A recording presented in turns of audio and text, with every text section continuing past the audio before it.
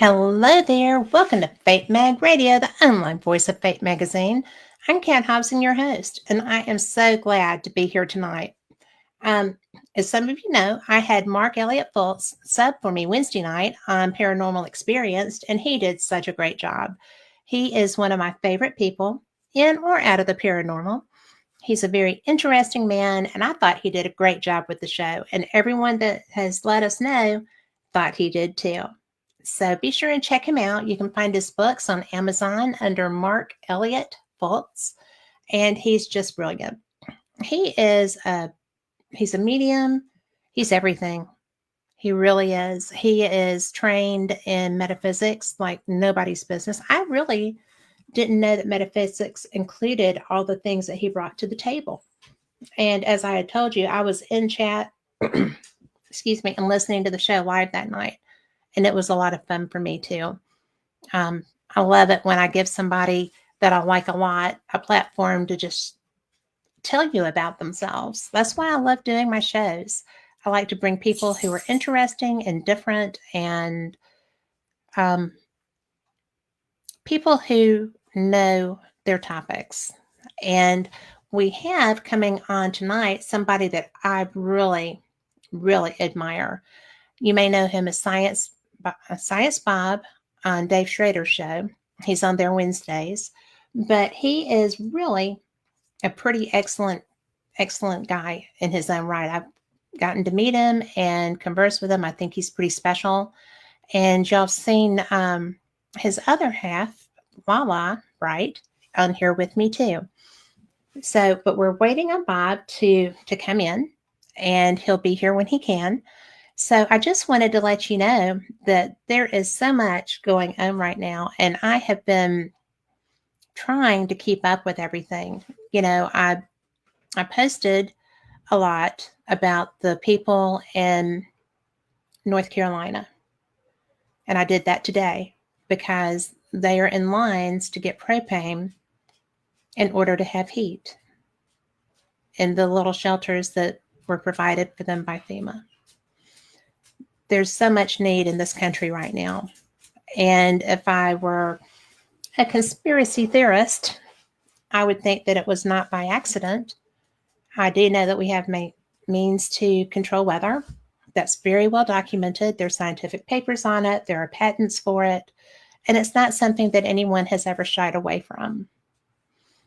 When I was watching the fires in California, as y'all know, one of my best friends in the world, Rick McCollum, lives in Hollywood, and he was in the hospital. So pray for Rick.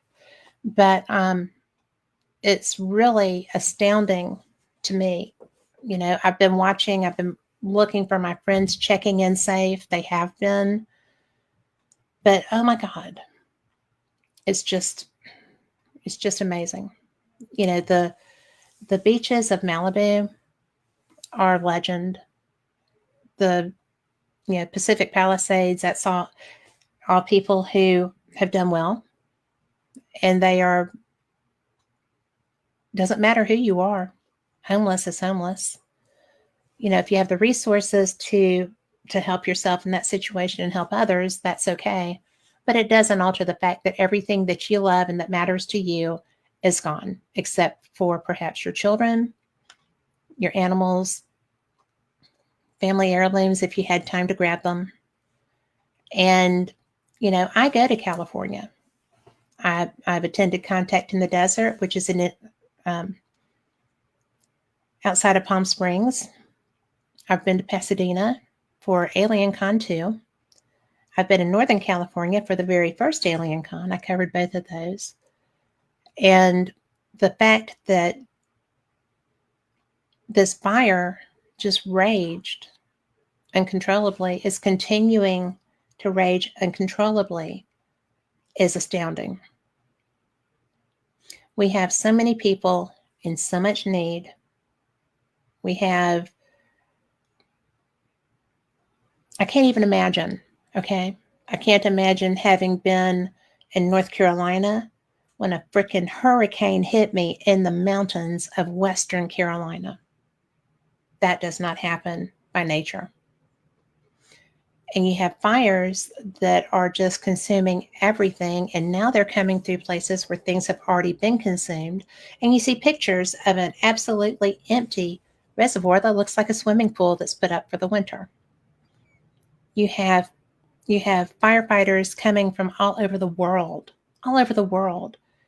Firefighters are coming out of Mexico. They are crossing the border, coming in to California to try to save us. You have people from Europe who are coming in. When we had the fires in Cherokee, in the Cherokee National Forest, there were fire jumpers from Arizona who had come to help us. There's so much that needs to happen right now. There's so much that needs to happen wherever there has been tragedy. The people in North Carolina got $750 a piece. A piece. Do you think that's right? Because I do not. And I'm not generally, I can't say that. I am a conspiracy theorist. Okay? It's my job. But it's really and truly one of the most astounding things I've ever seen, to see the disparity in how these situations are handled. And it's really frustrating, because you know what? That's my money, and that's your money, and that's the money of all the people who are being influenced, the people that are in the fires, the people that have been in the hurricanes, the people that have been in floods, the people who are American citizens and deserve everything that this country has to offer them to help them through this. $750 each versus we're going to give you everything you need to build back exactly as you were. There's a disparity there. And it's not right. So, yes, I do know I'm on a soapbox. Yes, I do know how it got there. I put it there. I am so very, I'm devastated. I cannot believe the beauty that is California has had this happen. I can't believe the beauty that is the mountains of North Carolina have had that happen. I can't believe the hurricanes in Florida were so extreme. I'm going to tell you, I was on a ship at sea during Hurricane Sandy. We had 30-foot waves.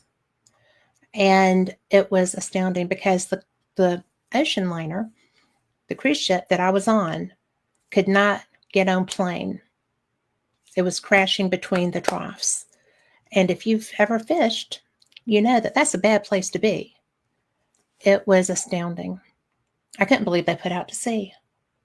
But I got safely to where I was going and safely back.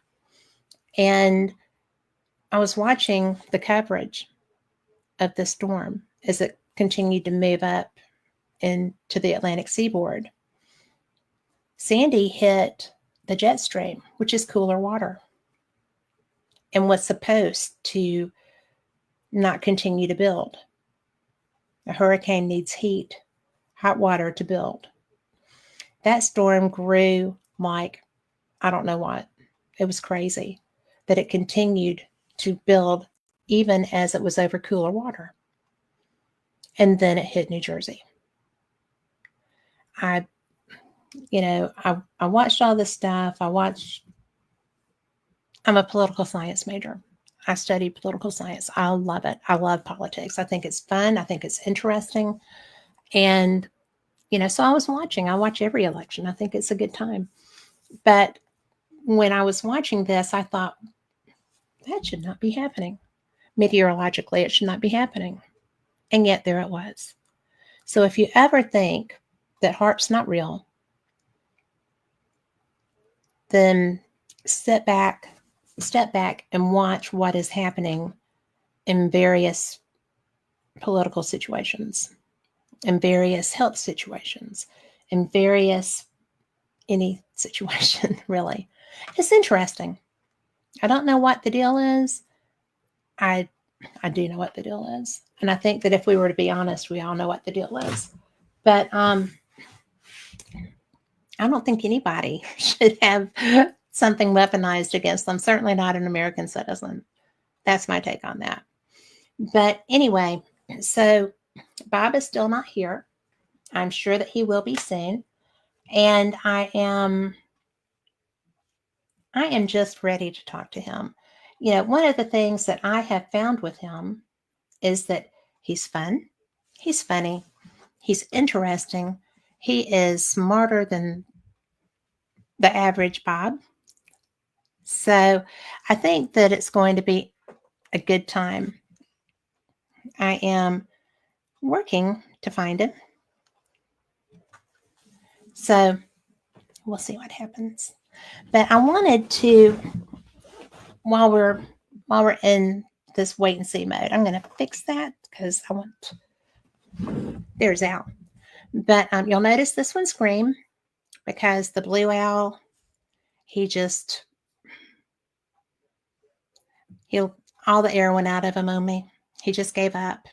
So there's that. But I think that I have Lori Dorsey in chat, and she agrees with me. You know, I don't generally talk about conspiracies, not my own. But I really think that it's interesting. I really think that the coverage of the things in California has been fantastic. I'm just horrified by what I see. We have these fires that they're going again in the Pacific Palisades where there should be nothing left to burn. There's thousands of homes that are gone. There's very little fuel. There should be very little fuel left to feed this fire. And yet, kaboom, there it goes. So if you have an opinion on that, feel free to pop it in here because I'm open to it. So I'm going to type a little message. And then we're going to let it go. So one of the things that I have found, moving on to a little bit less political stuff, because while I love politics, I don't like talking politics. I like to watch them because my opinions are varied, and it's not a political basis. I don't have an affiliation that's going to cause me to think one group of people are bad and one group of people are, the angels. I think that humans are humans. I think that every organization has members that make you go, oh, no, I don't think I can support that. And every organization has members that make you go, oh, we need more people like that. And I think that the cringe is deserved if it is somebody who has obviously not put the best interests of our country first. I think that the accolades are earned too. Okay. I think that everybody has a yin and a yang. We all have those sides of us. And one of the things that I really enjoyed seeing watching the excuse me, excuse me, I have COVID, so sorry. But the thing that really got me as I was watching the Jimmy Carter funeral was that you had 5 past presidents and nobody got into a screaming, hair pulling, eye gouging brawl. To me, the most interesting thing was to see Barack Obama and Donald Trump interact, because I did not anticipate there being any kind of camaraderie. in that situation. I was blown away. I mean, seriously, I was blown away. They were smiling and chatting and, you know, getting along. I thought that was cool because those two people are polar opposites. Polar opposites. And yet they could get along. And I really thought, what a great example is being set here. Because, you can't change an election. There was an election, somebody won, somebody didn't win, people go on, you have to follow the law. And while some people don't like that, other people did do that voting, and it's really an interesting thing. Lori said they needed to show unity. They absolutely did, but they were the only two. They were the only two that really put forth that kind of effort to get along. And I know what Barack Obama has thought of Donald Trump. That was astounding that conversation was taking place, right? I mean, they both said bad things about each other, and yet there they were. I think that if we could learn somehow in our lives to do that, how wonderful would that be? I'm not really very good at that sometimes. If I have an opinion, it kind of, my face will tell you my opinion. But it just kind of happens, right? You would never have known that those people ever had a disparaging comment between them. Gosh, I wish I could do that. But not everybody can. Not everybody is interested in it. They brought the grown-up personality to the table. Lori said the only adults in the room. Well, at least in that row. So I just thought that I was really astonished that Mike Pence shook Donald Trump's hand, honestly. I thought that was pretty cool. That was definitely being the adult. And I don't know what that relationship evolved into. I don't know what was true. I don't know what was propaganda. I don't know what was this, what was that, all the way through all of the stuff. It's really astounding to me that they shook hands, because if I were Mike Pence, I don't know that I would have. His wife was having none of it. But there you go. So I guess that's about all the politics I'm going to talk. Not this girl, not on my show. But I just wanted to kind of put out there that I was so impressed. I was impressed with Mr. Obama. I was impressed with Mr. Trump. I was impressed with just being able to smile at each other, because holy cow, that was cool. Now, I am going to go ahead and move on with my conversation. And when Bob gets here, we'll just bring him in. I'm so enthusiastic. I hope nothing's wrong. And I have messaged and not gotten an answer back, so I'm sure that something is going on. But I am so thrilled because I love the topics that he addresses. He is a national security expert. He's a former intelligence officer. He is a scientist. He's an engineer. His first degree came from Auburn University. He's an Alabama boy.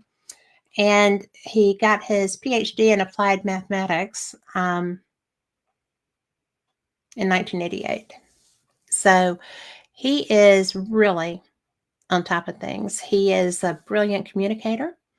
He is really astounding. And one of the things that I'm really interested in is what got him into ufology.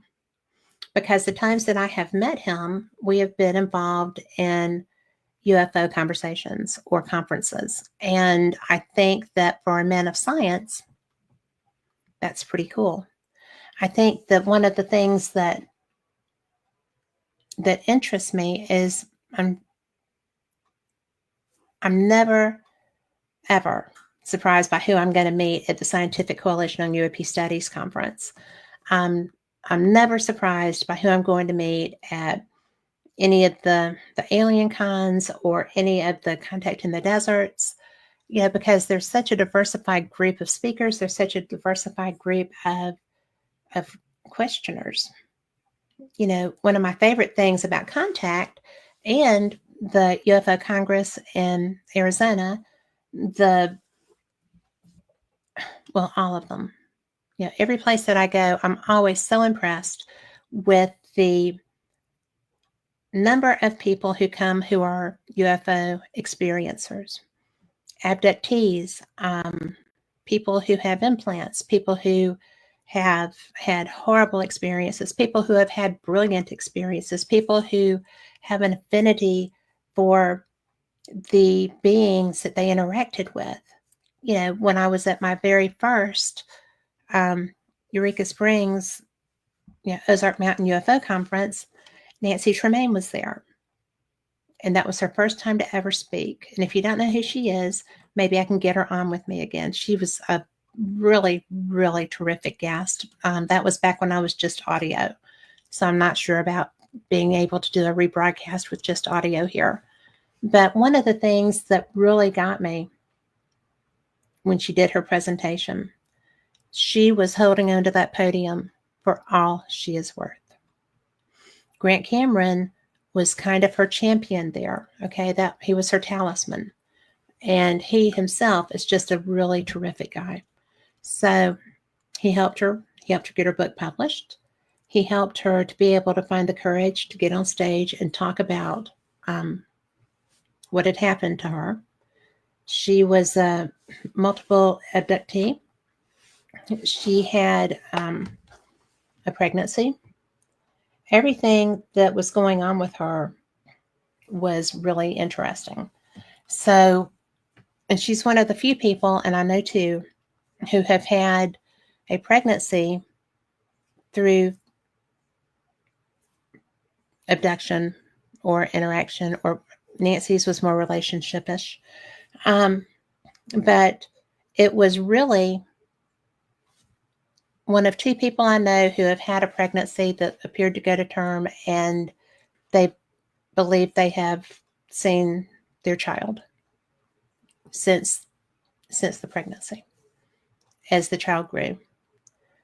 And Nancy was very damaged emotionally by what happened to her. She was frightened, and then it just kind of evolved into where she could talk about it. And the other guest actually had a little bit of a problem talking about having seen, and when I asked, have you seen that child? She just flipped out a little bit, and we talked about it, and she said, I think I have once. It was a girl. There was a girl watching me. So I thought that was pretty cool. And I've told you a little bit about him. I'm going to let him tell us some more because my guest is here. And this would be Dr. Bob McGuire, who is also known, if you're watching Schrader, as Science Bob. So hello, Bob.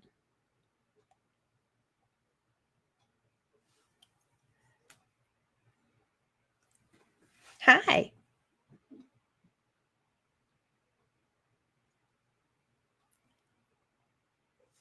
I can't hear you. I promise he is so well worth this wait. Guaranteed. And do you want me to finish telling you about how absolutely brilliant it is? Oh, no, you don't have to do that. Hey. Okay, so what happens when you're on a bunch of shows and you don't want stuff interrupting? You silence everything on your iPhone. Also push one button, and I didn't hear my alarm, but here I am. No worries. I'm just glad you're here. Yeah, I'm very happy to be here, Kat. We had such a good time sitting together at the at SCU conference in Yes. Huntsville, which is the first time I had met Kat. I thought we had met in Phoenix, but I might be wrong. Maybe we did, but I know we were together in the SCU in Huntsville in 2022. Which is a brilliant conference. Oh, it was fantastic. I That love it. one was spectacular because I mean we got to hear John Alexander point at Eric Davis and say, "Why don't you ask him? He's the author of the Wilson Davis documents," and it was a bunch of other stuff. And I met David Grush, who is amazing in his own right. Yes, he is. He's amazing and important, and a nice guy. He is a nice guy. Yeah. I have not met anyone there that wasn't, and I was lucky. I got to meet John Alexander in Eureka Springs. And so it was really nice to see him again in Huntsville because I think he's really a nice man. He's very fascinating. And he actually is lethal if he wants to be. But he's one of those people that has been around ufology for decades. Very, very long. I mean, whenever there's a truly interesting thing in ufology, John seems to be around. That's true. I can think of only one time in the years that I actually beat him to a topic, and that was he and I are both friends with Chris Bledsoe, but I managed to get to him 2 months earlier. I was just talking with Chris today, actually, because I reread his UFOs of God. And, I'm sitting there and I'm going through it and I'm seeing friends, he's talking about Chase and Pete and, all these other people I know. And he's talking about John. And I'm just like, this is so much fun. Yeah, it was fun. It was fun being in the book. I got to tell you, a lot of people are you the science Bob was in Chris's book? So his book seems to be very popular, which I'm very happy for him. I am too. It's a great book. Don't know how from 2007 until almost 2020, Chris struggled a lot because of the non-human intelligence interacting with him. They inadvertently gave him rheumatoid arthritis with their radiation, and they cured him of his Crohn's disease, which probably saved his life. But they gave him rheumatoid arthritis, and later he had enough, and they did their usual visit, and he says, "Look, I'm doing this stuff for you, but I am hurting. This rheumatoid arthritis is just about to end me." Yeah, and it was. In 2 weeks, he was out of pain, stopped taking the horrible drugs, and completely recovered. That's kind of amazing. Well, it's beyond amazing. I had 3 heart attacks before I went to see Chris. I had coronary bypass surgery, so I was okay. But you're left with damage when you have 3 heart attacks. So I went to him and met with him and talked with him, and we got along. And I saw the entities, and they saw me. We had 2 massive ones. They flew right over the treetops. And so I saw them and could see the light shining on me from them. Okay, so I went home, had some experiences, agreed to help him prepare his first major public address in a PowerPoint slide form about all of his evidence, help him arrange the evidence, help him enhance the evidence, and so forth. By that, I mean he had pictures that the exposure was wrong, so I fixed the exposure. We found some astounding things in his photograph. Anyway, so I agreed to help him, and the person that was with me got cured of a permanent problem. It apparently wasn't permanent if you can have a miracle. And then a few months later, I retired because my school was going to be closed for over a year with COVID. So I just retired. Right. And I went to my cardiovascular surgeon before I moved several hundred miles and had to find another cardiovascular surgeon because this was kind of sudden. I mean, it was after I met Chris, I retired in May, so it was pretty quick. So anyway, Right. I moved hundreds of miles, and I went to the cardiovascular surgeon. He did a bunch of checkups, and then he says, "Let me put you on the treadmill." And he says, "I want to do it with dye." So he put the radioactive dye in and did a treadmill, and I had no trouble. I says, "There's no pain or anything. I feel fine." He says, "Yeah, well, you ought to. You have 100% heart function and the heart of a 30-year-old." There you go. It was a miraculous cure from the ravages of heart disease. I mean, that was the period of time when I went from, I want to be a scientist who's friendly with Chris, but I'm figuring out what's going on, to I don't care about doing science with this guy. He's my friend. Yeah. And it was just a complete trend. And I tell you, it changed my life. I had hitchhiker, had UFOs, had orbs in my home, met all sorts of experiencers, and etc. So it's just utterly transformative of my life having met him. I am glad because, and back in the day, he and I had talked on Facebook for just a little bit. And then, I got hacked and I had to change my name, whatever. But anyway, so I sent another request and I'm like, this is me. Really, it's me. And so, and I had started, going through the book again. And it was just like, this is so cool. And in fact, we were just talking, tonight, and it was a nice conversation. I'm really so impressed with him. And not He is because a of sweet man. he is He is sweet. the sweetest man. He is just gentlest man. And he loves interacting with people. And even when I was at the Fear River Festival in Wilmington, North Carolina with him. And thousands of people came, and he just went through them one by one, shook their hand, listened to their stories, never rushed anybody. None of his family did. They were all there. They are tight knit. And they basically, all of his children and their spouses and their grandchildren were there. Oh, that's cool. It's very Southern, but it's also really good to see. It is very Southern. It's But that's okay. Southern. That's how I roll. So it'll be all good anyway. Exactly. Now, you're still in Montgomery? I'm in Birmingham. Birmingham. Okay. I forgot what was Birmingham or Montgomery. I knew that's it was fine. I knew it was one of the population centers. Yeah, I'm from Yes. Clark County, little town, and I lived in Opelika for First degrees from Auburn, isn't it? Yeah. Oh, yeah. I have a bachelor's degree from Auburn. Yeah. And then master's degrees and PhDs from elsewhere. Anyway, but yeah, I started in Auburn, so I'm a good old Alabama boy. Yeah. Born in Tennessee, but I moved to Alabama when I was 1. So I just as soon as you could, right? Yeah, as quick as my parents could get me there.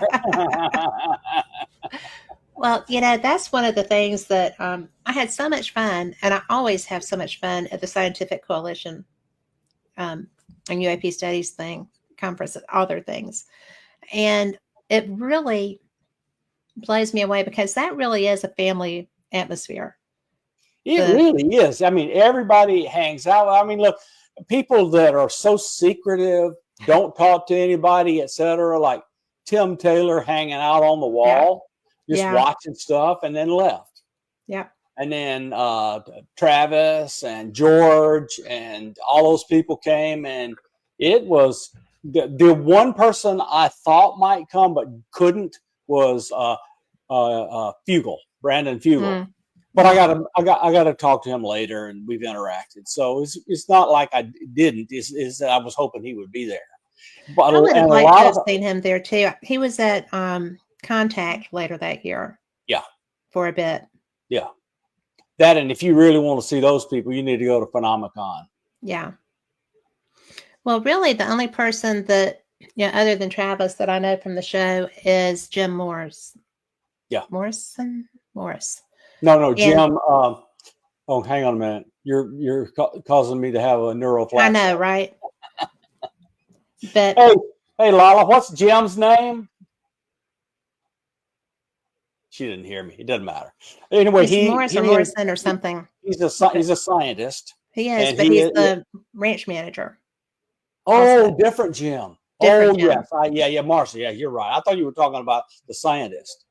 No, but this guy struck me. He was at a conference and he's just like, text me. I don't answer anything else.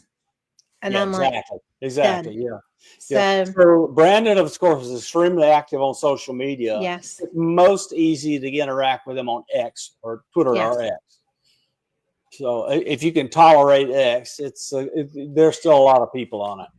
I don't really get bothered by it because when I'm on, I'm there to either promote a show or try to find somebody that I want to have on, or, I find X to be easy. No, it's not. It's not that it's hard. It's that the personalities that do the large-scale interactions, some of them are quite toxic. Which is why those aren't my first choice. You check into their backgrounds, and they are felons, drug addicts, alcoholics, and they seem to run a lot of the social interactions on there. And it's hard. You have to do it yourself, or you're going to run into trouble. Well, I guess that's why I don't run into them, because when I'm on X, I'm pushing a show because we run on X, or I'm looking for someone specific. Yeah. And I just find that it's a good way to get in communication with someone, because most people will know my name, but they're not going to be really active on Facebook or, things of that nature. And X is a quick and easy communication tool. Yeah, exactly. It is. I don't play very much there. The scientist I was thinking about, he was there on the first season of the show, and he was a serious scientist, and he left, and I figured out why later. He was a protege of and interacted with and worked for Hal Puthoff. There you go. Okay. He worked for the Institute for Advanced Studies in Austin for Hal Puthoff. He did his thing, did his physics, got his little sensors together, and went off and did his own thing. And he's now selling them. And they are the kind of sensors that people who are experiencers should, or regularly go out and see craft, should have, because it measures all sorts of things in the environment. And so this is different than DAP, right? It's a UFO DAP, and it are similar. It has all of the sensors that are not cameras in UFO DAP. Okay. And it costs $340 and not $3,000. Well, that's much better in my opinion. So because I'm privately funded, right? Exactly. So the thing, me too. So the thing that I'm doing, I might go for some public funding for this, but anyway, I'm doing it. So you can take your cell phone, and on your cell phone you can download 3 apps, and then the 3 apps, if you run it through your own app, also on the phone, can do the following things. You can log into Flight Radar 24 or one of those things, and it will tell you every aircraft in your sky and what they are and where they are. All that includes satellites, right? No, not that one. This just ADS-B. Planes. Just ADS-B. Then you do your satellite tracking one, and it tracks every single satellite that NORAD publicly acknowledges and puts out orbital descriptions for, mathematical descriptions of their orbits. And so you use a program that runs on your device, uses your location, and can tell you if a satellite is above your horizon and also illuminated by the sun, you can see it. Mm-hmm. So it tells you where on the sky there's a satellite that is visible. Okay, so that's number 2. And number 3, it tells you where the large astronomical objects are that everybody mistakes for a UFO. Yes, So you indeed. throw all that stuff into this program, and then it's going to open your camera, and you'll point your camera at the sky, and there'll be a thing on your screen. But it'll also tell you where any of those other things are on there by marks. So you can look at the sky and know if it's an airplane, astronomical thing, or et cetera, a satellite. And so you know that's something you can ignore. So if you found something that's not one of those things, then you follow it. I've had that twice. I use my Sky Guide, Yeah. which also provides. That's a good thing. But what I'm talking about is I want you to be able to record and see at the same time. And if you would, and reject the bad stuff. yes. What was that app again? Those apps again? Flight Radar 24, and let's see, that does ADS-B and over your house. And then I forgot what the name of the satellite. I will give you the name of the satellite stuff, and you can put it up later. Because I will do and then that. The astronomical stuff. It's one of many apps that does augmented reality. You know, so I'm thinking fun. I'm thinking about using the astronomical map with augmented reality and just feed the other stuff into it, because I think that might be a 3-week piece of work to tell everybody how to do it. That would be so much fun. I think, but the other thing I've got going is I used to be a hotshot superstar programmer when I was younger. And I wrote millions of lines of code. But then I became a manager. And when you become a manager, that's a 10 or 20 point permanent decrease in your IQ. So I would agree with that. I'm teasing. But anyway. No, but you're not in. What it is, you get rusty. You get rusty. You're not in there. I was no longer this hotshot programmer, but now I am again. Yeah. And the now I am again is the magic of ChatGPT. There you go.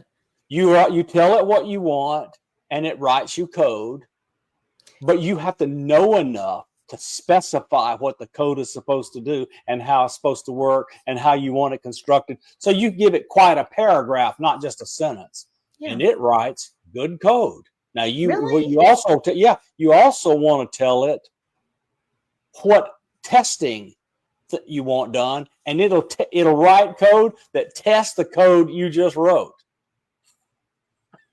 Oh my! Look, this is utterly transformative. It's my engineering and science background along with my math degree that let me know what to tell it to do, and it does it, and I can check it quickly. So what used to take me months to do is now a week's work. That's insane. It's amazing. That is so cool. It's beyond cool. Are you having the best time with that? Right I now, know you are. It's like the best. So I've written a bunch of, like 10 tough pieces of code just to test it. But now that I know how to do it, I'm ready to go. This stuff is amazing. That's so cool. Yep. Well, one of the things that blows me away is that nobody uses these easy programs. I was using my Sky Guide just because I would see something and want to know what it was, because I'm nosy. I'm a hammock layer. I love being outside. I have dogs, so I'm always outside. And even though they go out by themselves, I go out with them. And I would just see things and I would be like, oh, what is that? And the only time that I ever got caught out without my phone, I had gone out. I was so excited because over just above my tree line were two, they were cans. They looked like cans, right? They weren't airplanes. because we have a refueling wing here and I see them a lot, right, when they're training. Yeah, But they were sure. like two cans that were connected by a straight thing. It wasn't like a hose coming down like they would have to refuel. Mm-hmm. And they were eliminated from inside. Oh my. And so I thought, oh my gosh, maybe that's Starlink. So I'm excited because I'd never seen Starlink. And I came in, I told David, I just saw Starlink, I think. So I looked, it wasn't anywhere around. So I thought, okay. I Googled and I was like, okay, how many links are there in a Starlink? They're in the 20s. I was like, well, it wasn't 2. Okay. So I remembered that when I was at the UFO Congress, a guy had come up to Mark D'Antonio with a video and had something similar. And I thought, well, I'll ask Mark. Well, he didn't remember that. He's a good one to ask. He is, but he didn't remember that. And I said, well, you told the guy it was part of Starlink. He said there wouldn't be just 2 of Starlink. Correct. So if you're going, you can see 1 or 2 at a time, but they're not traveling together. So you can go out. Look, when you get this app that I'm talking about, or one you already have, you can go out and it is impossible to miss a Starlink. Well, I want the one that you have because I have mine. Utterly impossible. So I have Starlink. I have it. So you open up the app and the globe, every square inch of it is covered with these satellites. They're everywhere, but over your house at any one time, there's 2 or 3. But if you get them coming over in a train, which only lasts about a day or 2, because that only happens right after one of their launches. Now, the good thing about Starlink is they're launching every 3 days. Well, I did see one when I was in, where was I? In California for Contact in the Desert. They had one. Mark was doing a Skywatch, and he knew that they were going to be coming over. There had been a launch, and it was the 27. And so when I saw that, I'm like, that was totally not what I saw. Right. I knew that wasn't. It's very distinct, and they look like Santa Claus's reindeer going straight over in a line. They do, just like except they're shiny. So let me tell you an interesting coincidence. And I should have known as soon as I met Mark and we hit it off and got to know and like each other. He's a pistol. Yeah. He's a pistol, but I know him and I like him. I do too. And so he and I have had the exact same anomalous experience. And I thought it was not possible that anyone else in the world could have the experience I had, but I was wrong. So had he. So both of us, doing our day job for the government, spent time on a nuclear submarine. You did not. And both of us had an underwater, unidentified, submerged object. I did not know that happened to you too. On the USS Hampton in 1998. That's so cool. That's wild. What did you think? Well, first of all, I didn't know. And then I said, I heard the master chief or senior chief, I can't remember which one, who was running sonar, come out and tell the captain that we have an object. And it was audible. And furthermore, he said, here's the parameters. And it was faster than the speed of sound, an unbelievable depth. Oh my God. But you could hear it, but it was not overwhelming. I went, how did that not roll us over? Because the turbulence and disturbance in the water should have been a tidal wave. But nothing. You could just hear it. And Captain says, this is the only word I will ever speak to you. Don't mention it again. Fast walker. And that was it. I was not spoken of, and nobody on the boat would talk about it. Wow. That's wow. I can't believe that that happened to both of you. Both of us. That's so Both cool. of us were riders. We had a job to do, and the boat's Mhm. tasking for us was to get us where we could do our job. Yeah. It's just so interesting that both of us had. And he went to talk to the committees and told them about me. I think that's fun. It's hilarious. It is hilarious because the first time that he told me that, I was like, "Oh, you were so full of it." And he's like, "No, really. It really happened." Have you You know? seen how skeptical he is elsewhere? Yes. So he's not going to make up something like that unless it's No. true. And I was really surprised he shared it because of because he is such a Well, I skeptic. believe that he and others have affiliations like both of us do, Yeah. have now been okayed to say certain things. Like, I will never, under penalty of death, tell you what I was doing on that submarine. Right. But I'll tell you what happened that had nothing to do with what I was doing. That's I just won't tell you amazing. where it was. I won't tell you anything about anything except that was weird. That is weird. And to me, doing what I do, okay, to me, it's so weird that I have two people I know that I know their reputations, I know their personality, as it were. Mm-hmm. Yeah, both of us are That, very outgoing. Both yeah, of us are scientists. Both of us are astronomer, and I'm a mathematician and or an engineer. And it's yeah, just so interesting that both of us, given our weird jobs, yes, needed to go out on a submarine. So then I met Tim Gallaudet at a conference in New York. yeah. And I talked to Tim for a while, and he and I had both been on the same submarine, even 10 years after me.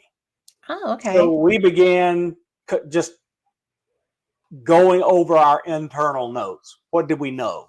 And I says, Tim, I have a hypothesis. And he says, what's that? I said, if a ship or boat that belongs to the United States Navy goes out into blue waters, that means where it gets Yeah. deep, and maybe and off the continental shelf, but deep.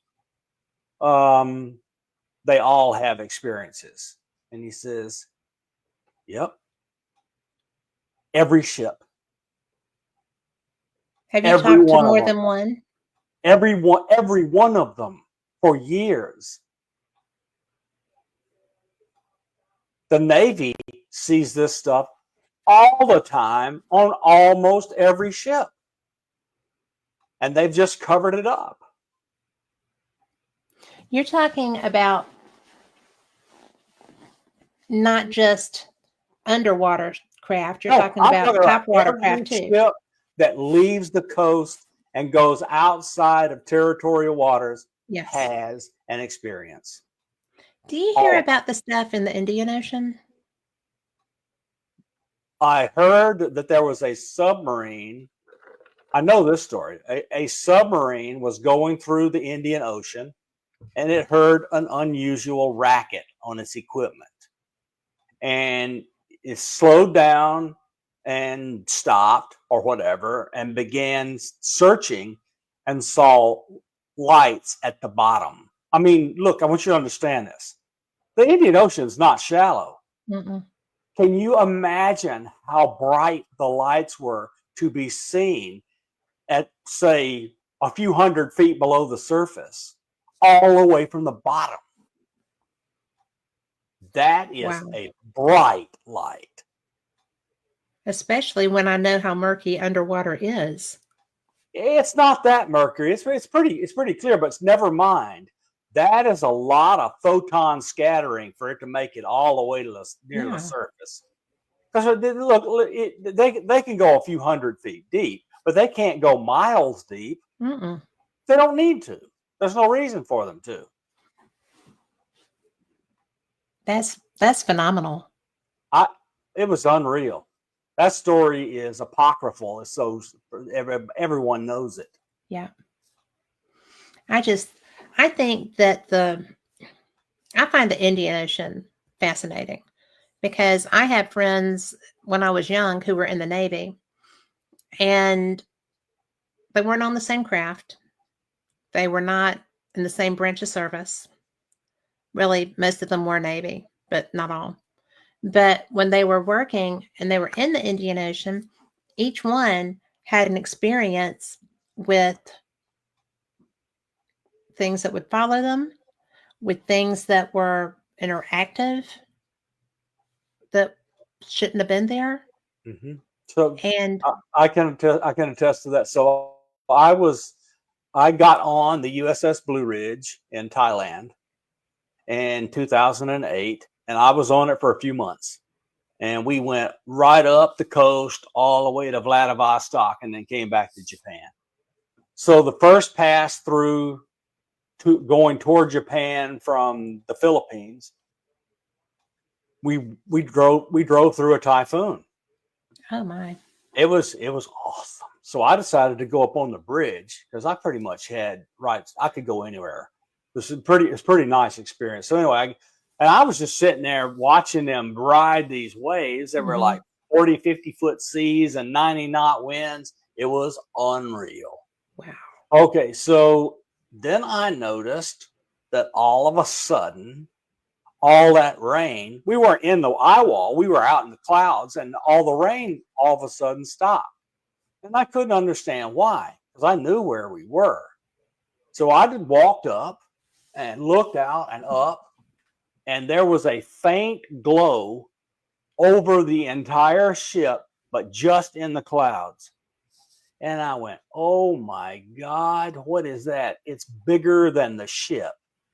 And holy crap. a couple of seconds later, it got brighter and went boom, straight off.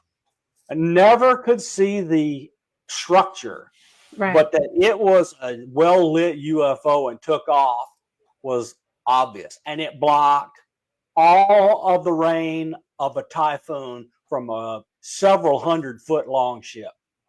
That's insane. Wow.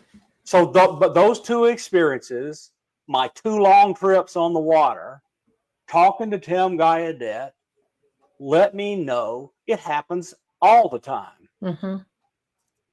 to every boat that goes out if they stay out long enough, and most of them do. Well, most of them are out for a long time. And, you know, it's really funny because I worked for a company that sold esprit de corps items to military units.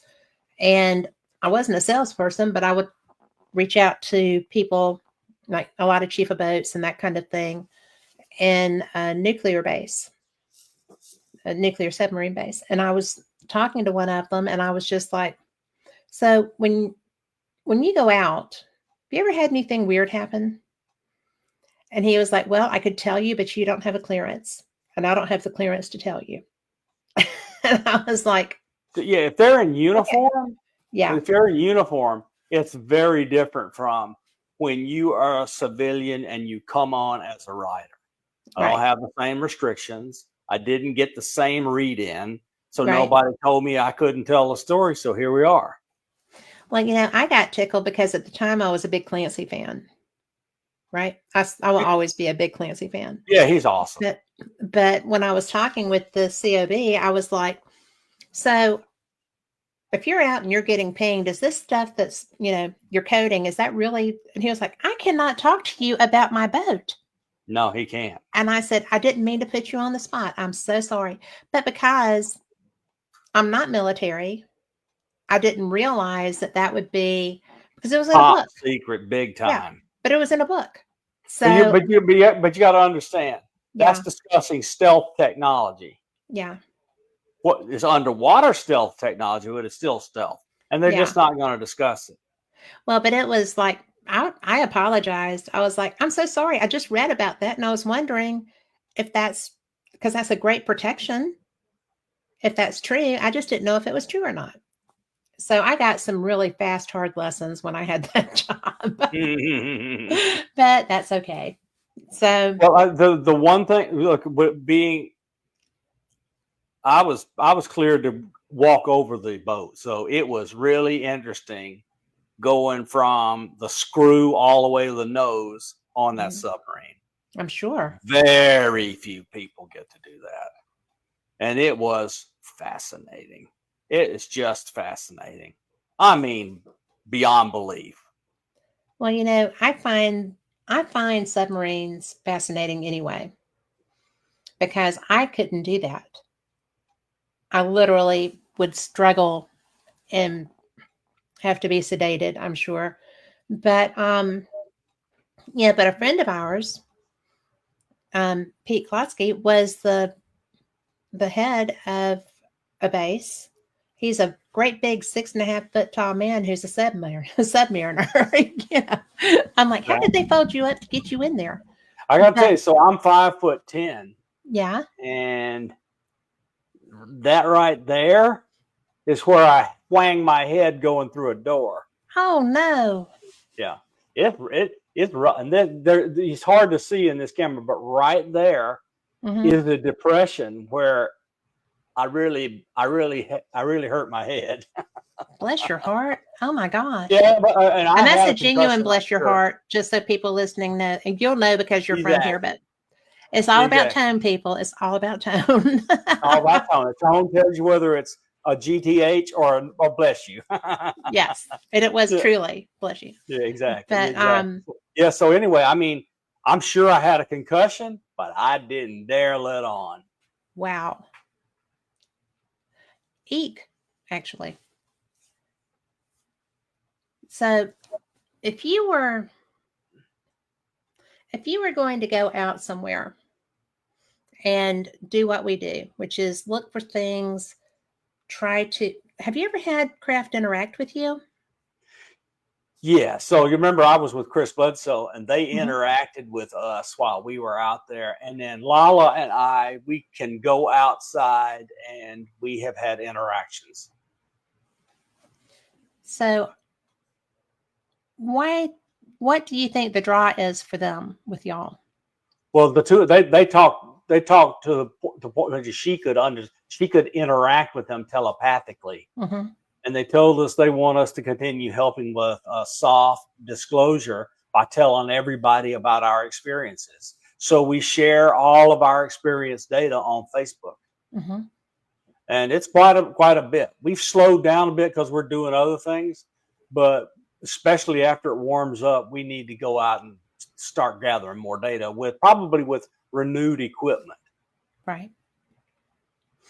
Well, I find that really interesting. When I first started noticing that there are craft over my house, it's generally, well, the only time that I can be pretty sure that's going to happen is during a meteor shower. And I had told Rich, and also mentioned to Peter that they go and they sit on Orion's belt. And I see them come in and they just stop and they're Yeah, they just kind of can they hanging can out. easily hide during those kind of things. Yes. And it's like they're watching the show too. And then I'm like, well, they're above that. Are they really watching it?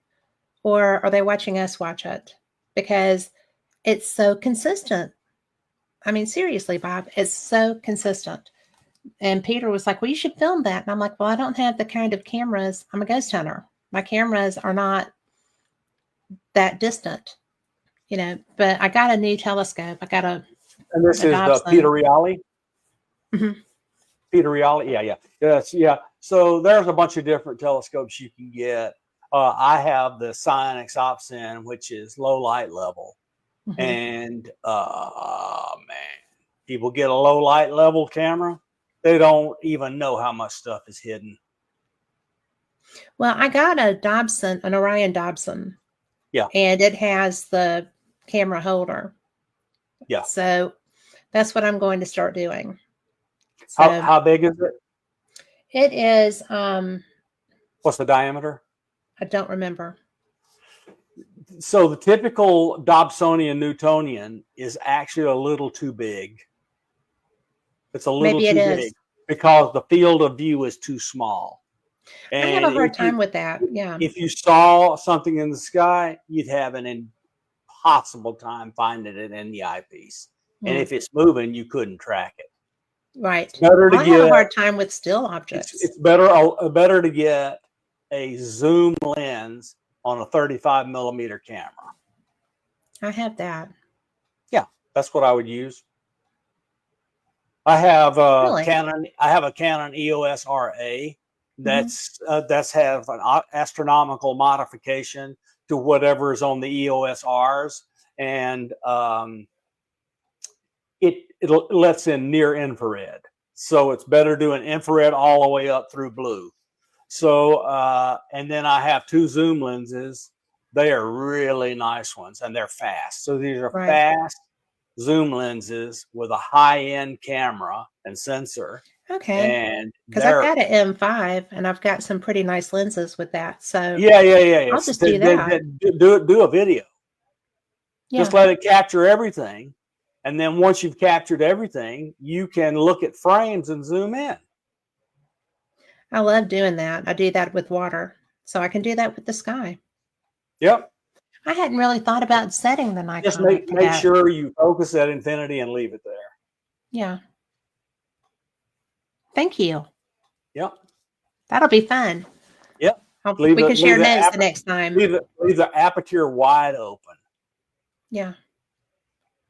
Well, I'm going to do that. Thank you. You're on a tripod, you'll get great stuff because you won't be shaking it like you do your phone. Well, I do beach photography, so it has to be on a tripod.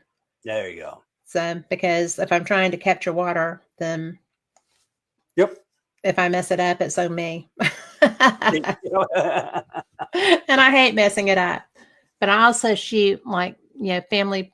If I'm out with my camera doing stuff and people are like, would you take our pictures? And I'm like, well, sure, I'll take your pictures. So, and then he just proposed, will you take our pictures? I'm like, well, heck yeah. Let's capture that moment. So, and then they're always surprised because I just give them a card. Here, take this with you. But there you go. There you go. Well, those are special pictures. Yeah. I mean, usually it's just the right thing to do. I always have extra cards with me, and not all of them are monster cards. So if I'm going to do that, then I just pop one in and here you go, smile, act like you love each other. I can't believe he just asked you to marry him. Let's do this. So it's fun. I'm a sap. Good luck. I know, right? Well, I'm so happy that I hope everybody's that happy. I like to see people happy. Oh yeah, I am. But that is one. Oh, that's a tree. I thought it was a dream catcher. It is. Well, it's a dream catcher. Oh, no, it looks like that is actually the tree of life. Ah, okay, good. So let's see. Yeah, your head blocked off the bottom, so I thought it was a dream catcher. It's interesting. There you go. Hey, I get it. Beautiful. I have dream catchers, but that's the tree of life. So I have all kinds of eclectic things in here. This is my oasis kind of, and my junk room. And I have fun little paranormal equipment. This is a I especially like the blow up alien.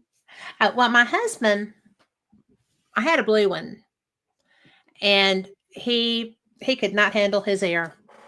It was gone. So then my husband got me these. Well, he got me my first one, and he has been with me since I started doing my shows. There you go. But he died on me. So the new one, that side. The green one is brand new, not anybody I was playing. I have so much trouble with doing that. But he is Al too. So I just I see those all the time out in Roswell and other places, and a Pine Bush, yeah. I like going to Pine Bush. I like the it's terrific. So I got to hang out with Travis and with Kathleen Martin for the whole day. Isn't she alive? She's great. Oh, she's one of the best people I know. That, and she's like pretty officially retired now. Yeah. So. Well, it was because Stanton was my very first ufologist, and we became really good friends. So he taught me about ufology. When I read his books, the very first time I talked, did I ever tell you about the first time I talked to him? I didn't even know you knew him. Yeah, we were friends. But the first time I had called and left a message for him or sent an email and said, this is who I am. This is what I do. I'd like to schedule an interview with you. But this is my phone number. So I had my watch on and I was doing kid stuff, right? And so my phone rang and I didn't recognize the number. I just answered it on my watch and it was Stanton. And he said, "This is Stanton Friedman. I had a message to call this number." I was like, "Oh no, I'll have to call you back. I am Dick Tracy-ing you. I'm just going to call you right back." Okay. So I ran and grabbed my phone, called him back. He's like, "What is this Dick Tracy-ing you speak of?" And I said, "I'm talking to you on my watch, Stanton." That's what it is. It's my watch. He should have gotten that analogy. Well, but it was so unexpected, I think, for him in that context, right? Yeah. And because this was years ago. And it was so funny because he came on, we had a great time. And so we actually got to finally meet face to face at Eureka Springs. And he was so upset because they had lost his luggage, the bag with his merch. So he was not going to have anything. And he was disconcerted. So later, they found the bag, got everything done.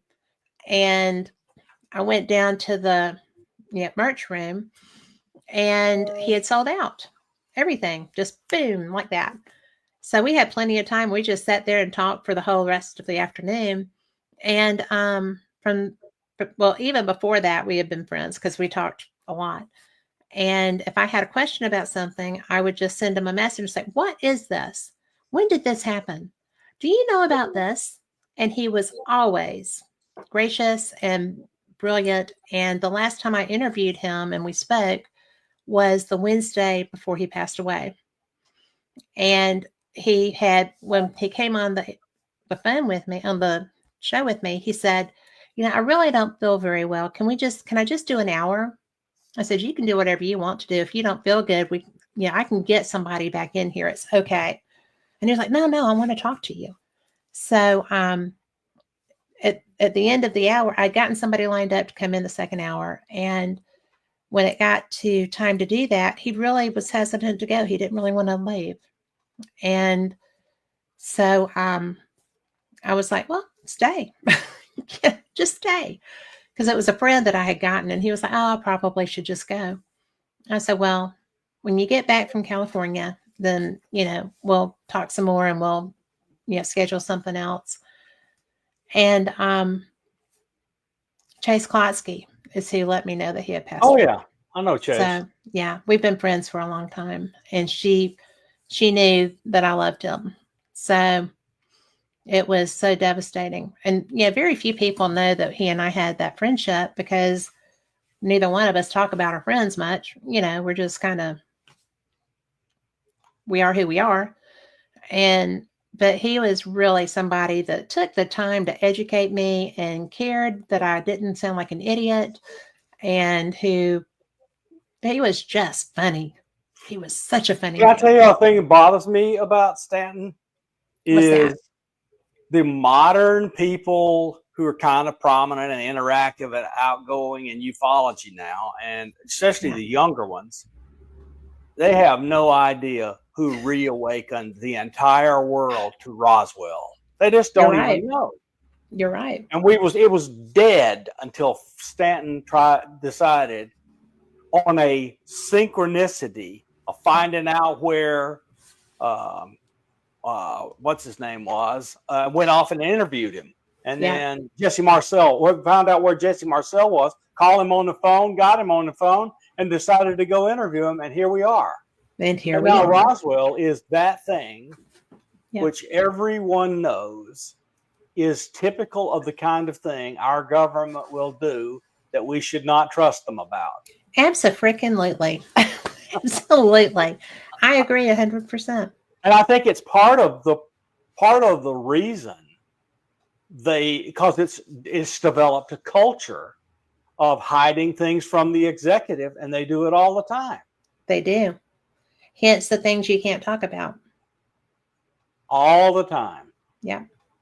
Well, one of the things that got me, I got a phone call last year, and Jacques Vallée with Paola had written a new book called Trinity.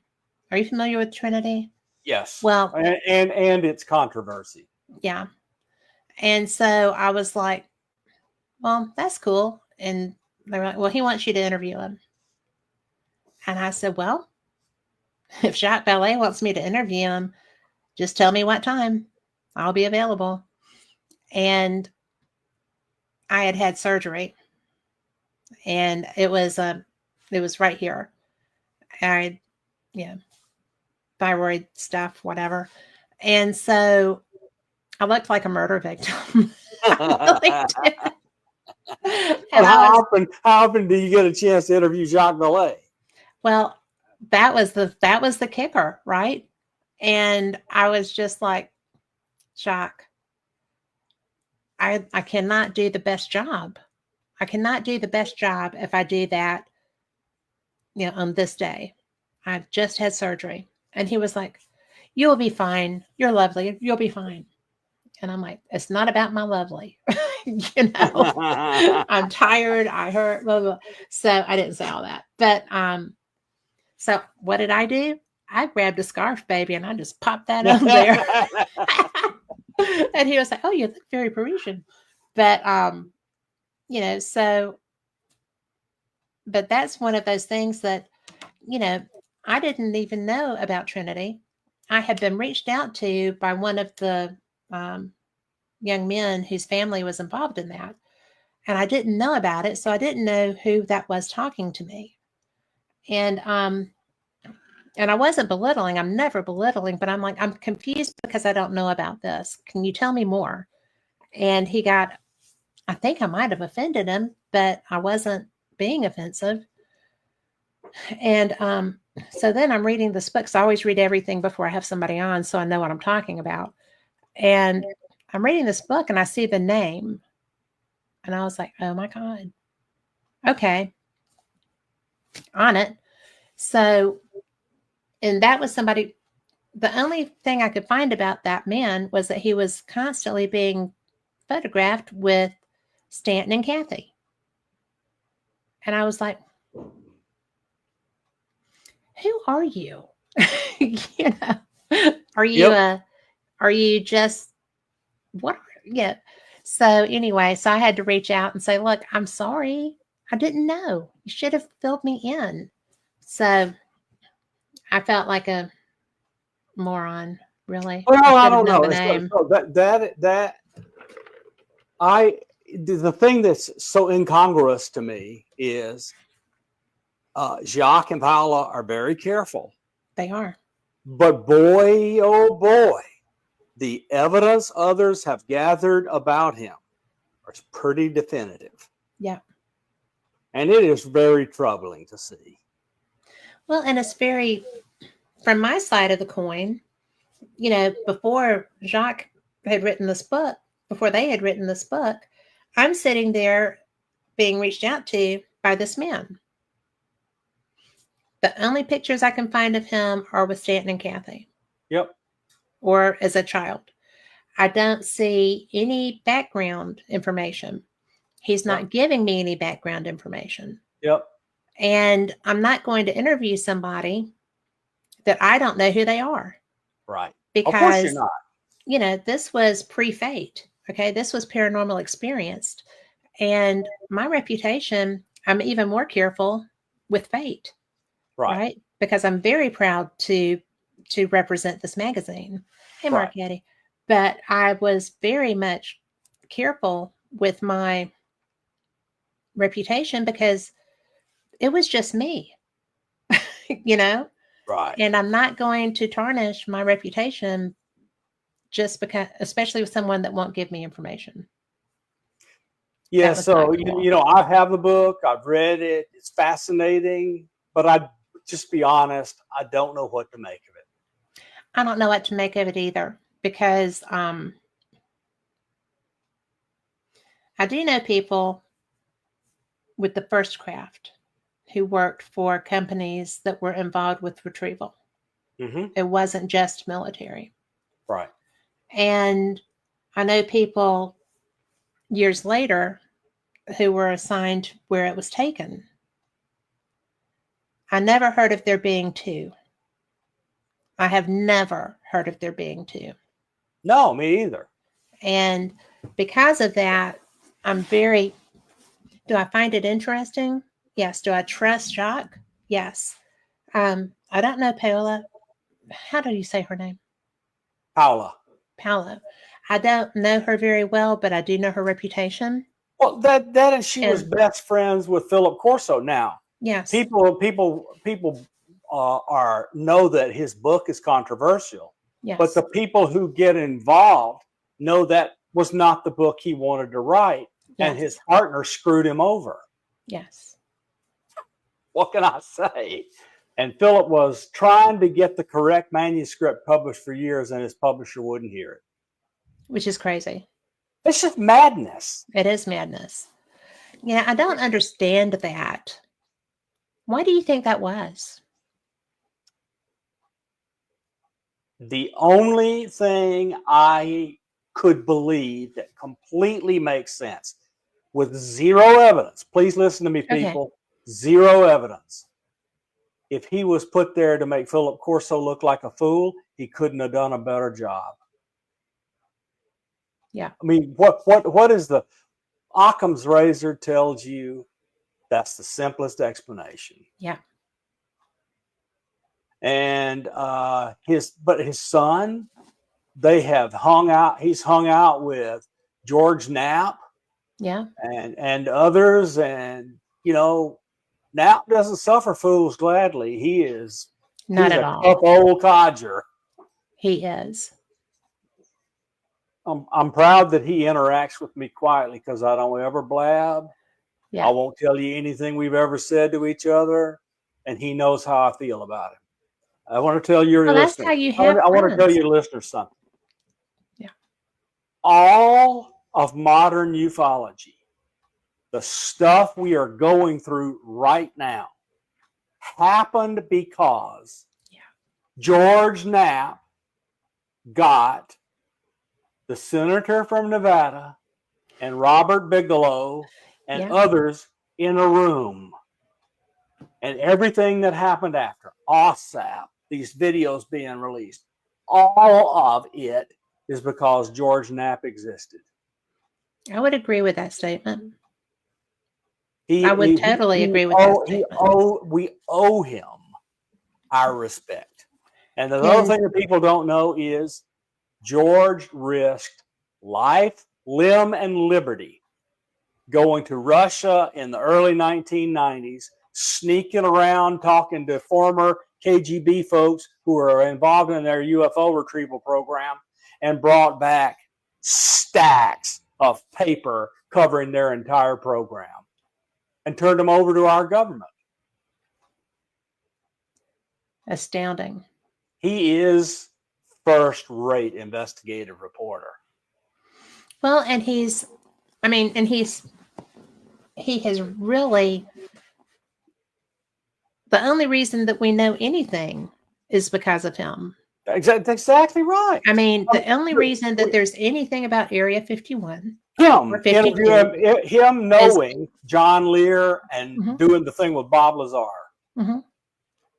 And it changed the world so much that Barack Obama unclassified Area 51 by hanging a medal around Shirley, what's her name's neck, when he gave her the medal, Presidential Medal of Freedom, and talking about Area 51.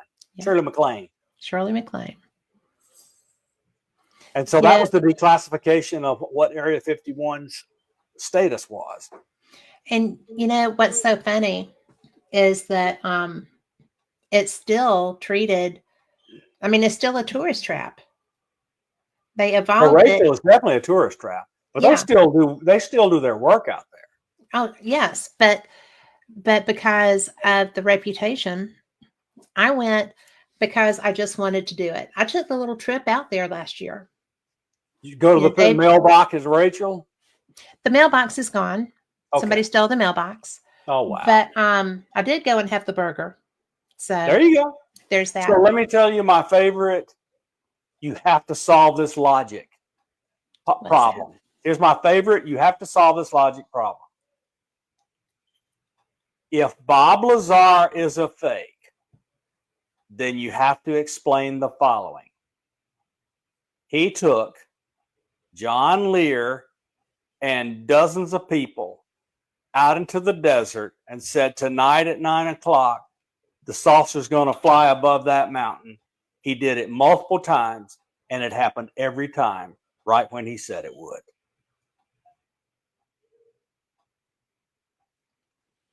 Right over top of Area 51 and S4. The craft flew.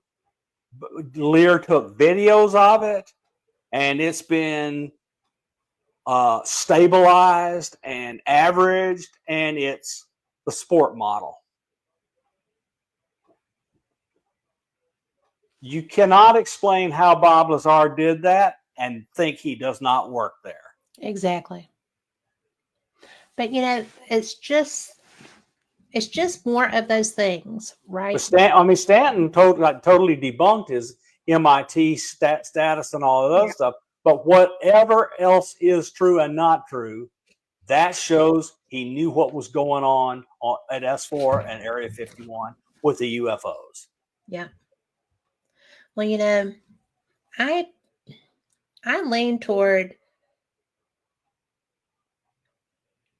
not really doubting that. His description of the interior of the craft, helping people draw it, what work he did, listen to it. Listen to it in the 80s, the 90s, the 2000s, 2010s, and now the 2020s. The story has never changed. It hasn't. And that's the kicker. For me, that's the kicker. Because even the most prolific con faker screws up. They make mistakes. They do.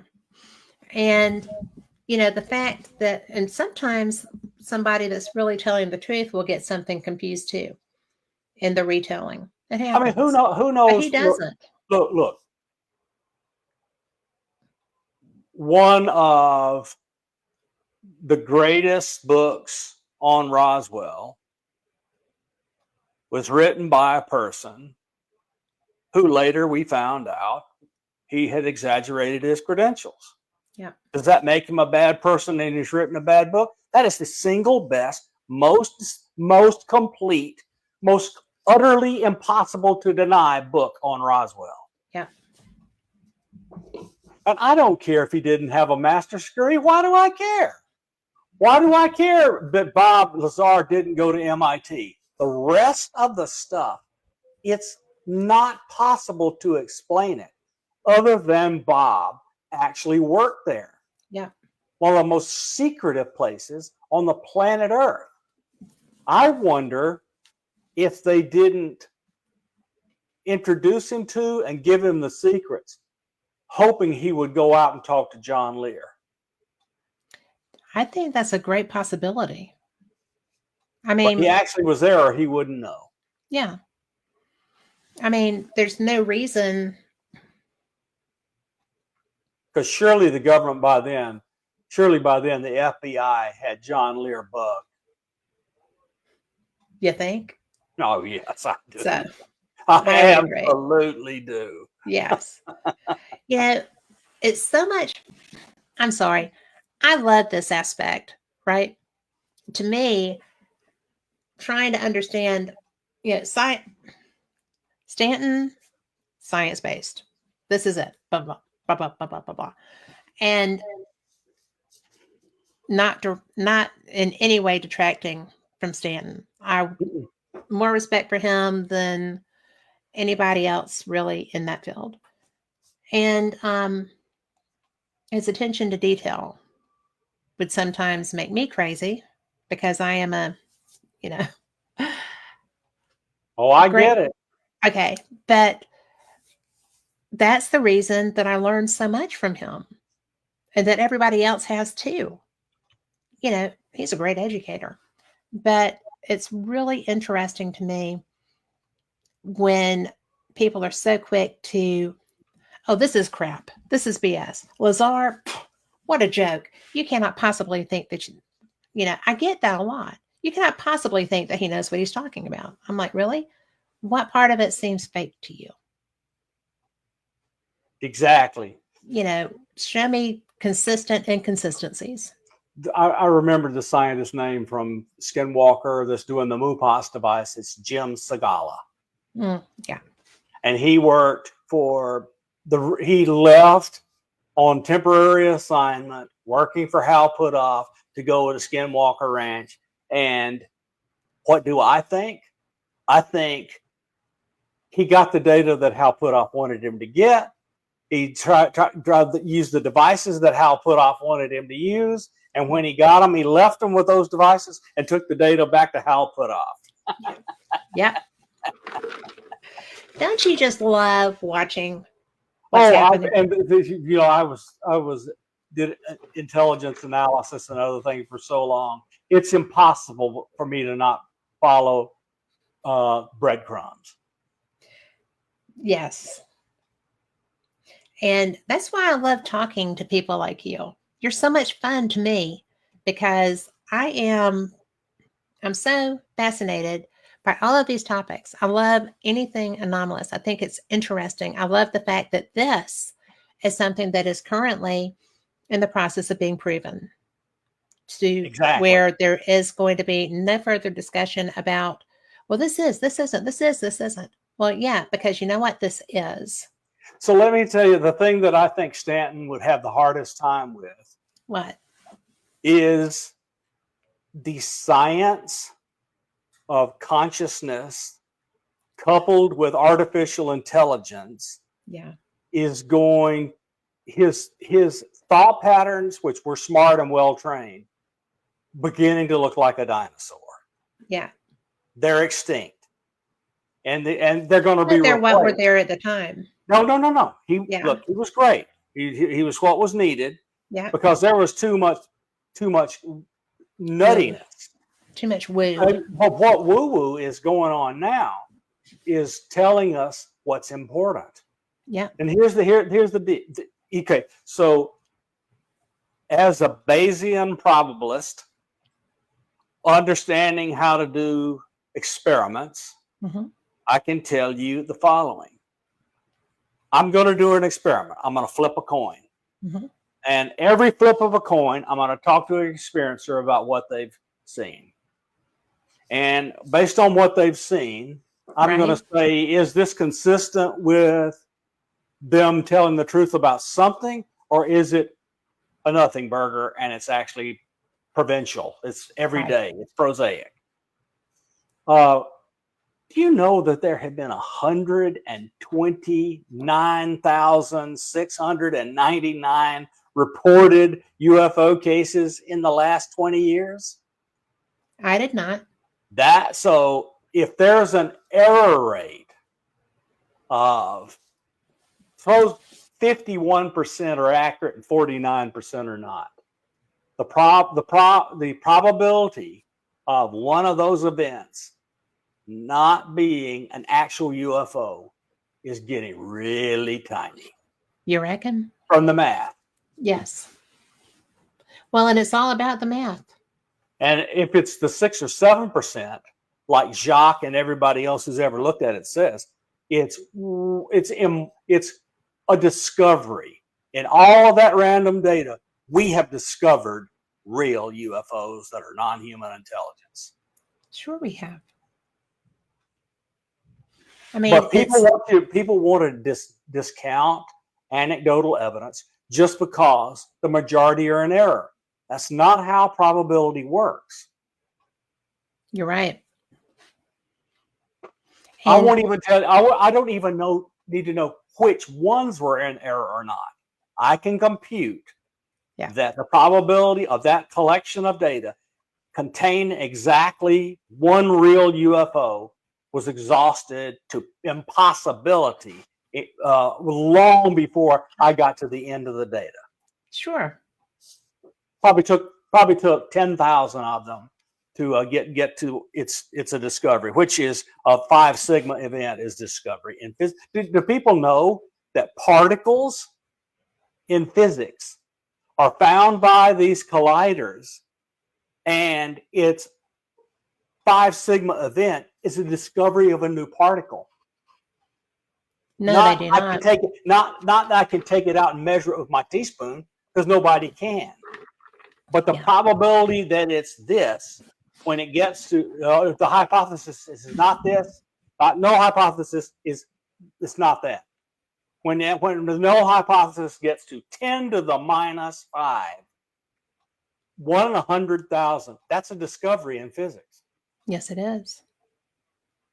And we can do the same kind of argument in UFOs. Just call it a particle. If we Yeah. did it in particle language, even physicists would have to accept it. Well, it's amazing the physicists who are. Oh no, they're coming around. They're They are slowly coming coming around. And the only reason, let me explain to you, people say, why don't scientists just take this up and run with it and do it? Surely some of them believe it. Yes, they do. They like But getting a there is check. a problem. Yes. What is the problem? A scientist at a research university or at a corporation Yeah. needs a research grant or a research contract. Yeah. Research grant is given to them by the federal government, who doesn't want the secret out. So no federal government entity will give them a research grant, so they can't fund themselves and their graduate students and their labs, so they're not going to do the work. Yeah. Because they're not into doing it for free, because it's publish or perish. That is true. I mean, That the is logic absolutely is true. understand what you're saying when you're knocking them for not doing it. You're asking them to work for free over something that's going to take years. Now, there's some that do. What do you think? What do you think the greatest motivation for those that just throw their hands up and say, I've got to do this? I mean, Well, there's things are such a changing chance now. Things are changing. they are, but There's a billionaire right now who is giving money to a foundation that you can go put in a grant request and get funding for your research. But if you need to publish that work, really high quality, reputable journals discriminate against privately funded research, because it doesn't have the oversight that a government funded research thing would. well, but by having the government oversight, you also have the government um, misinformation possibilities, which we've But seen the over and issue over. is, to get your work published, you need it in a reputable journal. They won't accept it in the most cases when it's privately funded. Sounds like a pretty good setup for non-disclosure to me. No kidding. So here's my other one. In the 1950s, John Archibald Wheeler, who was one of the greatest scientists of the 20th century that didn't win a Nobel Prize, he should have won 3, Yeah. was the graduate advisor of both Richard Feynman, who won a Nobel Prize, and Kip Thorne, who also won a Nobel Prize. But from 1920, early 1920s until the 1950s, really serious research into gravitation was not done. It just stopped. It died because quantum mechanics and quantum field theory and particles and all this other stuff, especially the Manhattan Project, nothing else was important. But Wheeler said, nobody is doing this fundamental research into gravity. So he talked to 2 industrialists and they put up money and they funded a conference at the University of North Carolina and brought all these scientists there. And Wheeler invited his best student ever to give the first paper on gravity. And Feynman wrote down a small gravity version of quantized gravity so they could work with quantum mechanics. And it's great. It won't work at black holes and it won't work at the beginning of the universe, but all around here it'll work fine. Okay. And a bunch of others got stuff. And then you had T. Townsend Brown and Lewis Witten and a bunch of others do all this gravity research and go to this conference. And shortly thereafter, they had interesting results they talked about, and then went dark and never talked again. And all funding for anything that looked like anti-gravity research no longer happened at any funding agency because the government made them stop doing it. Get out of town. Oh, yeah. T. Townsend Brown did his work for McDonald Corporation, and Lewis Witten went to Stony Brook and worked for others up there, Brookhaven National Laboratories, and just they went dark. And after a while, all work related to UFOs was called nuclear and was born secret under the Atomic Energy Act. Right. Everybody blames the CIA, but the Atomic Energy Act is where they hid it. You know, that's one of the things that I have always been curious about, because I know the Atomic Energy Commission fascinates me. I love, one of my favorite things in Vegas is going and learning about that. I love the museum. I love the history. I find the history freaking astounding that people were exposed to this before they knew that this was a bad idea. Okay. The fact that the men being just in ditches and, just duck down and let it go over you. Yeah. That whole thing was like, oh dear God. But, everybody please go watch the show Downwind. Find it somewhere and watch it. Downwind. Downwind. And if you go to Las Vegas, go to the Atomic Energy Museum, because there's a lot of truth that's told there gently.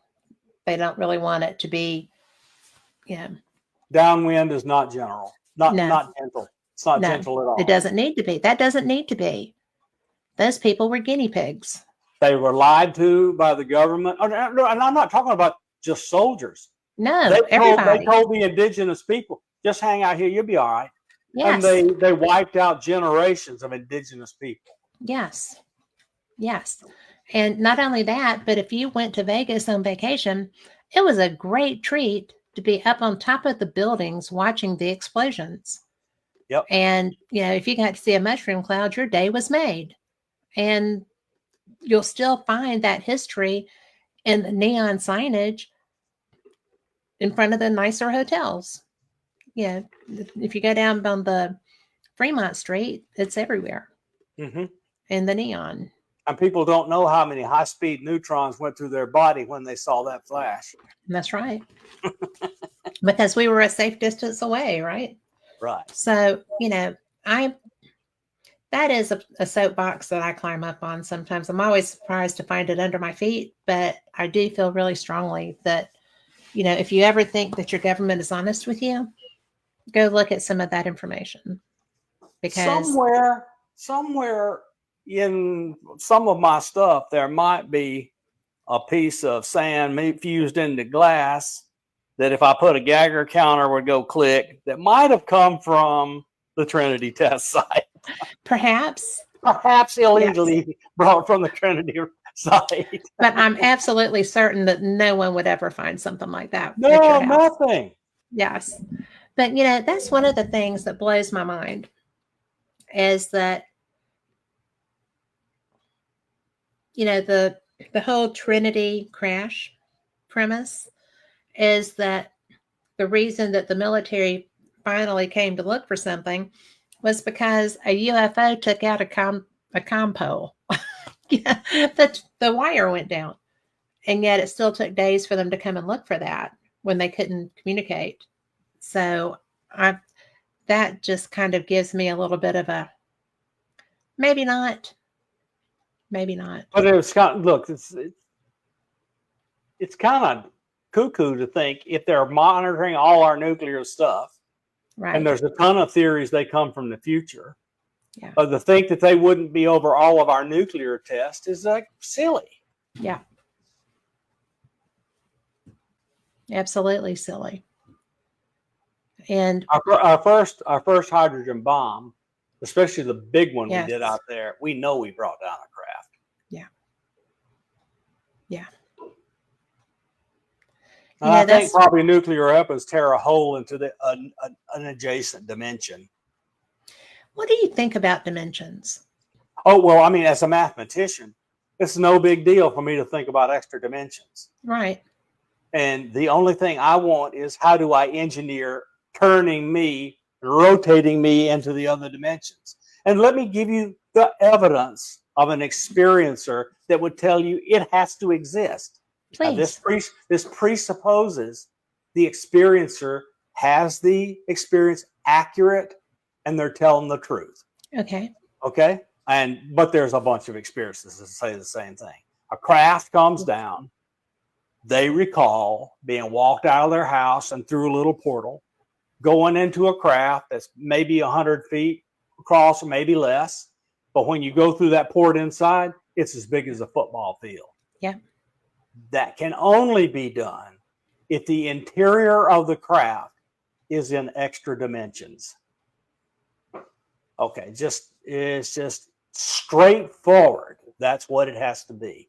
So if they are telling the truth, and I believe many of them are, they saw the interior in other dimensions. Well, that makes you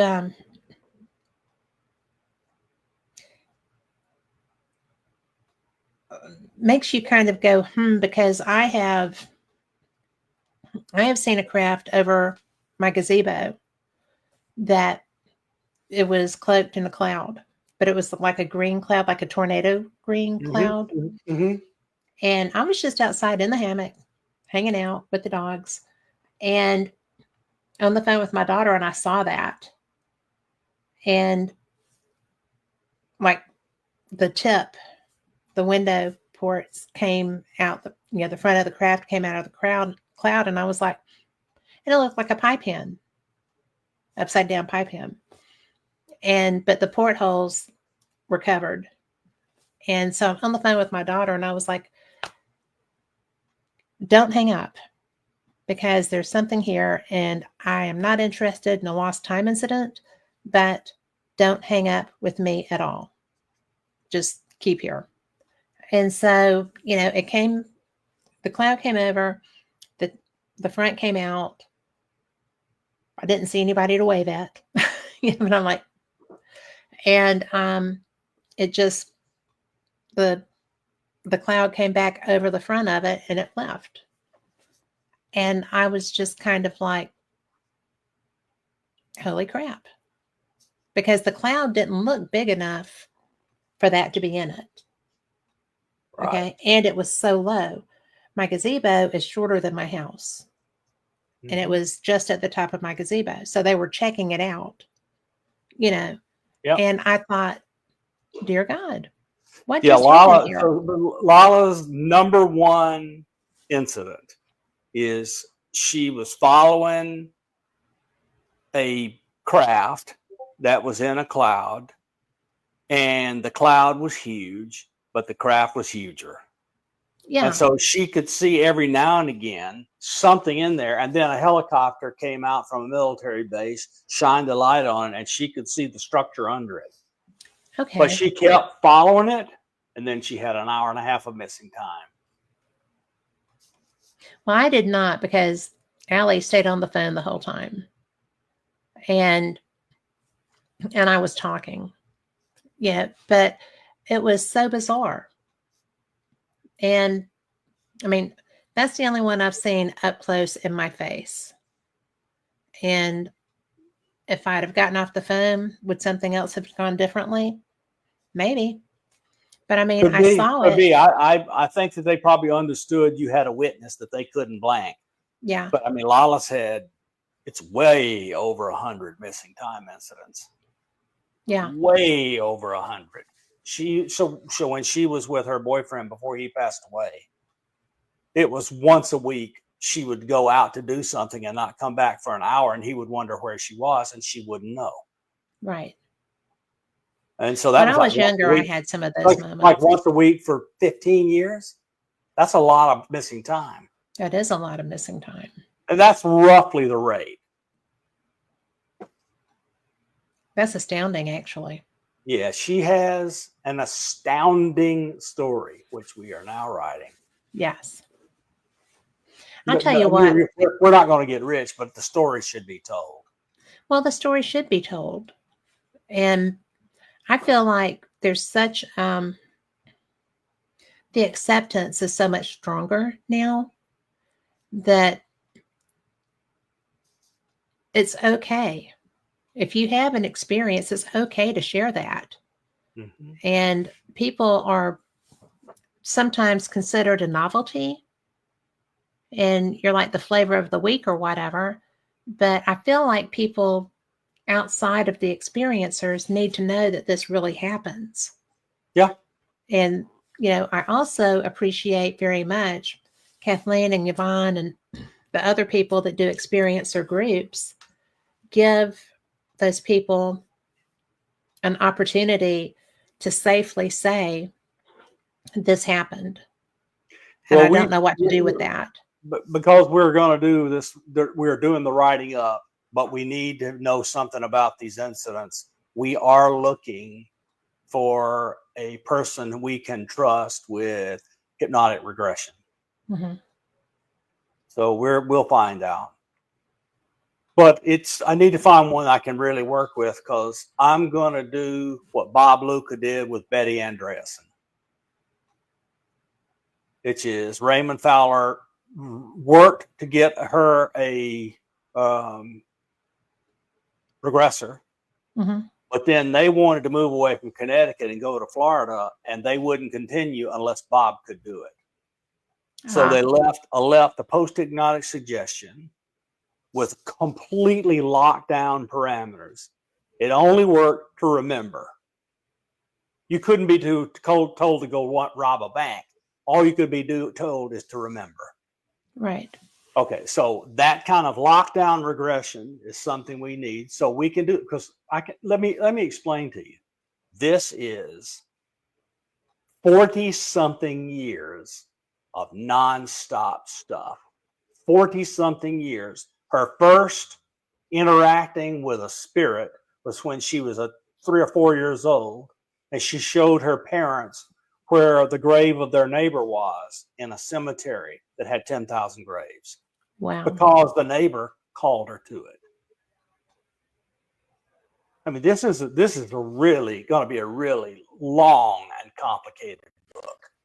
Very long. Be worth the effort. Huge set of different experiences from someone who has basically every contact modality with anything. It's interesting. She's interesting. Oh, she's very interesting. But I'm going to tell you what, it is a way. I learned in 2022, and it has taken me 2 years to get over it. Really? All this, yeah, it just emotionally. Sure. I'm a scientist. Took me 2 years to get over it.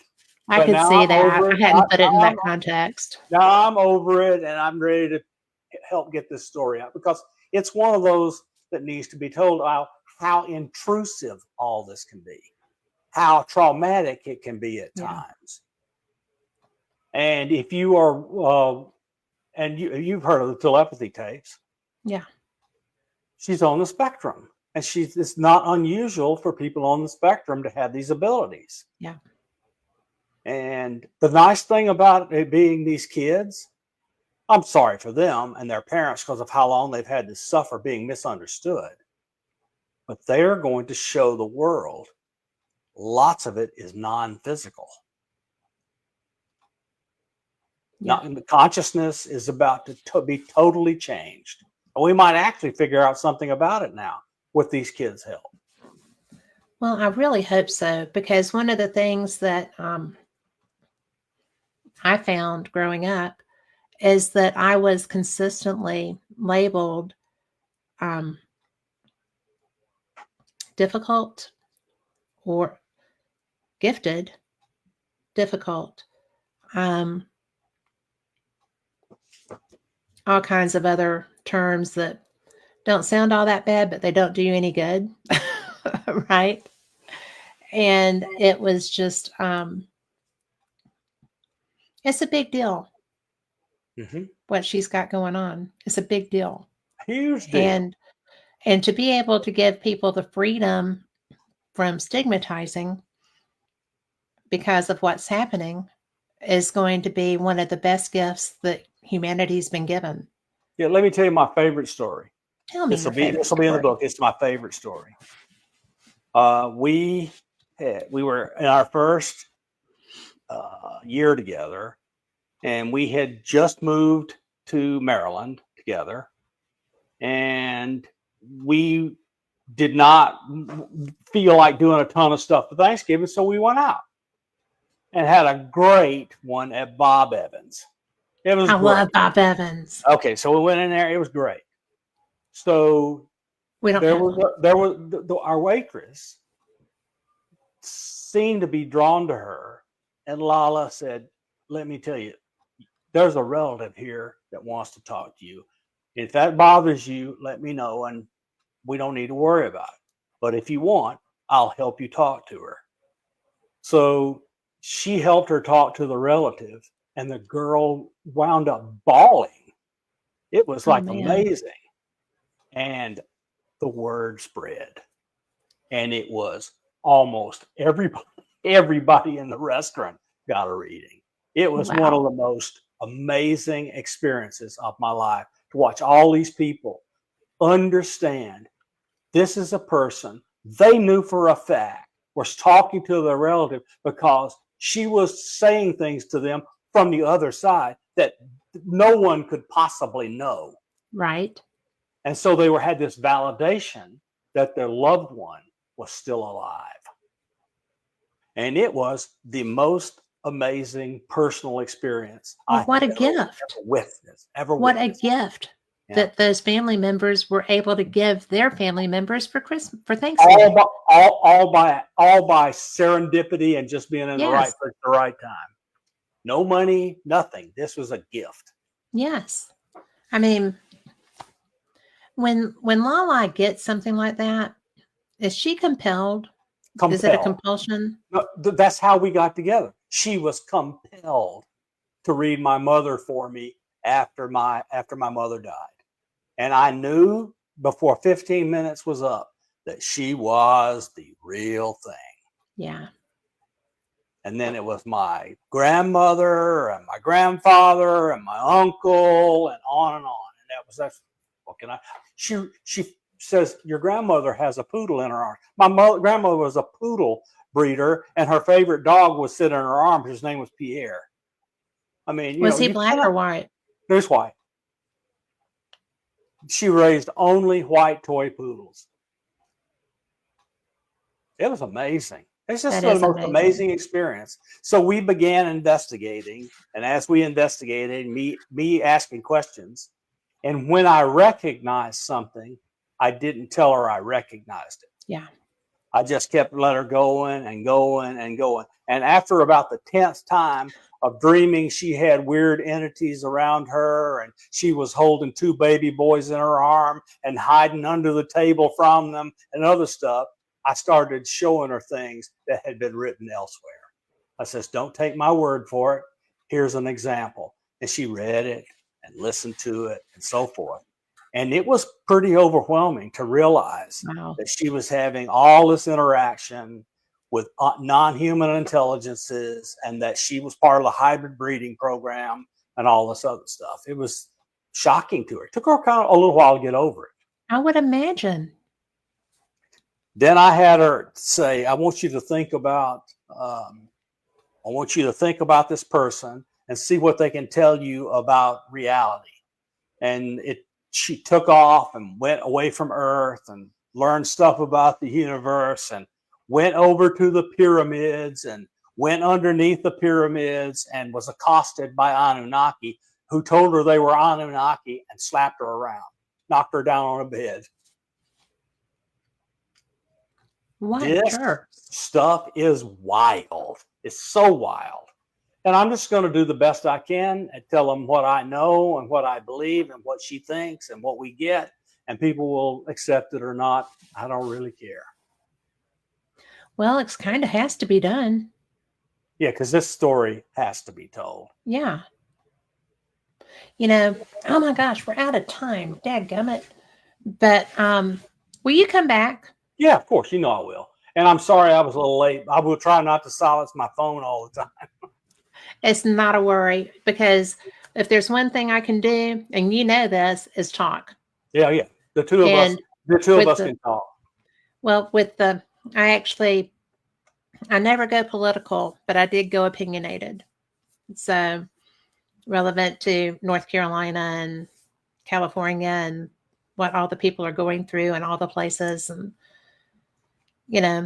just every aspect.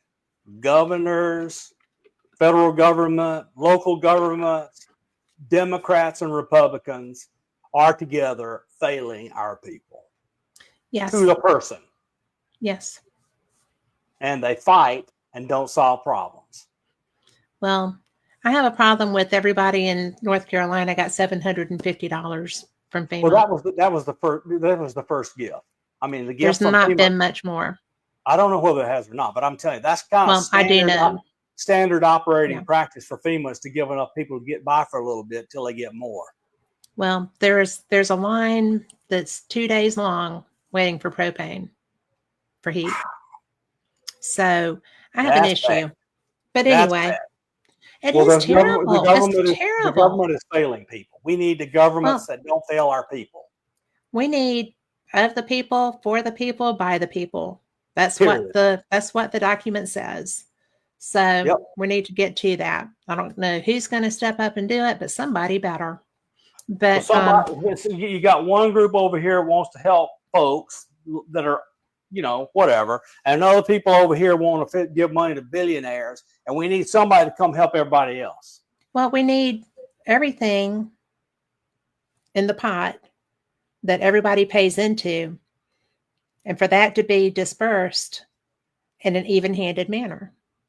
Well, look, you don't need to take my word for it. You don't need to take my word for it at all. But you can go check that there are a collection of states that give a lot of money to the federal government.